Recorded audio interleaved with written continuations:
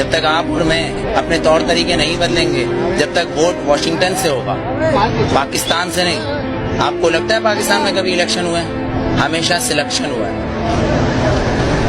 آپ پھر بھی جا رہے ہیں الیکشن میں حصہ لینے۔ میں کبھی نہیں کہتا چینج چاہیے مجھے، کیونکہ شریعت اور قرآن میں چینج نہیں ہو سکتا۔ جو شریعت ہے اور قرآن ہے اس میں کبھی چینجنگ نہیں ہوتی، اور میں کبھی نہیں کہتا کہ مجھے چینج چاہیے۔ مجھے وہ چاہیے جو میرے آئین میں لکھا ہے، جسے یہ اسمبلی کے اندر بیٹھے ہوئے لوگ اسمبلی نو نو نو نو نو بالکل نہیں۔ اس آئین کو پڑھیں، کیونکہ آسما جہانگیر نے اس آئین کو اپنا بنایا ہوا ہے، صفدر عباسی نے اس آئین کو اپنا بنایا ہوا ہے۔ پر دستور پاکستان کا آرٹیکل نمبر 1 یہ کہتا ہے کہ یہ سلطنت خدا داد پاکستان ہے، مطلب یہ اللہ کی زمین ہے۔ اگر میرا گھر ہے تو میرا قانون چلے گا۔ آپ نے مطالعہ پاکستان کی 9th کلاس کی کتاب پڑھی ہوگی جس کے اندر 14 نکات قائد اعظم کے ہیں، پر آپ آئین پاکستان پڑھنا بھول گئے جو منشور قرآن سے ہے۔ شاید نہیں پڑھا ہوگا آپ نے، اگر پڑھا ہوگا تو آسما جہانگیر آپ کو اس کے اندر سے کچھ اصل نکال کے دے دیں گی، آپ کہو گے وہ صحیح ہے۔ طاہر القادری صاحب کچھ نکال کے دے دیں گے، آپ کہو گے وہ صحیح ہے۔ لیکن اصل میں صحیح جو ہے وہ ہے قرآن اور شریعت، اس میں چینج نہیں ہوتا، جو میں چینج کبھی نہیں مانگتا۔ ووٹ میں بتاؤں کیا ہے، ووٹ کیا ہے، ووٹ کیا ہے؟ ووٹ نے تو فرعون کو بھی چنا تھا، ووٹ نے تو ہٹلر کو بھی چنا تھا، پر میرے نبی کو کسی ووٹ نے نہیں چنا، علی کو کسی ووٹ نے نہیں چنا، عمر کو کسی ووٹ نے نہیں چنا، صدیق کو نہیں چنا، عثمان کو نہیں چنا۔ تو پھر آپ اور میں کیسے ہو سکتے کہ اس ملک کا قانون ووٹ پہ ہو، وہ بھی 5 اور 6 سے؟ میرے نبی نے یہ نہیں بولا کسی معصوم کو مت مارو، لیکن میرے نبی نے کہا اگر تمہارے کعبے پہ کوئی حملہ کرے تو اس کو جواب دو۔ اقصی کے اندر نماز پڑھنا ہے مجھے، تمہارا قانون مجھے پڑھنے دے گا؟ میرا قبلہ اول ہے، یہودیوں نے اس میں گھوڑے باندھے ہوئے ہیں، تو پھر میں کیا کروں؟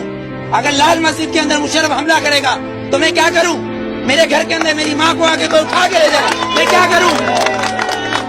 میرا قانون اس کی اجازت دیتا ہے، میرا قانون اس کی اجازت دیتا ہے۔ آرٹیکل 63 اور 62 آرٹیکل 63 اور 62 اس بات کی اجازت دیتا ہے کہ چیف جسٹس کو بھی چیک کرو، چیف جسٹس کو بھی چیک کرو۔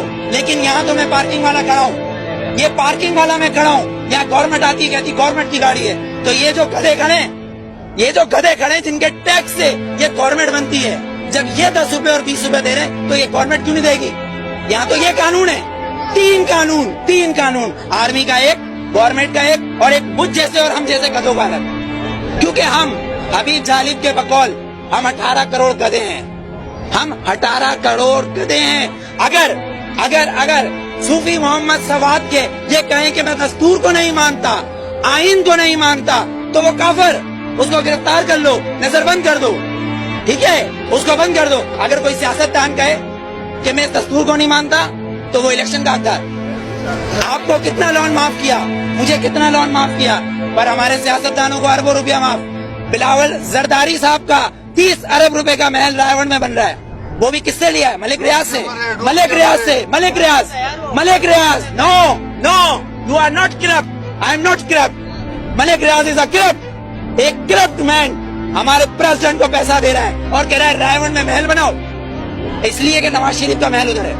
کیوں ٹھٹا میں بناؤ نا، لاڑکانہ میں بناؤ، ادھر غریب لوگ مر رہے ہیں۔ سیلاب آیا سندھ میں تو تم سوئٹزرلینڈ گھوم رہے تھے، ہاں؟ تم کس پاکستان کی بات کر رہے ہو؟ پاکستان کا مطلب کیا ہے؟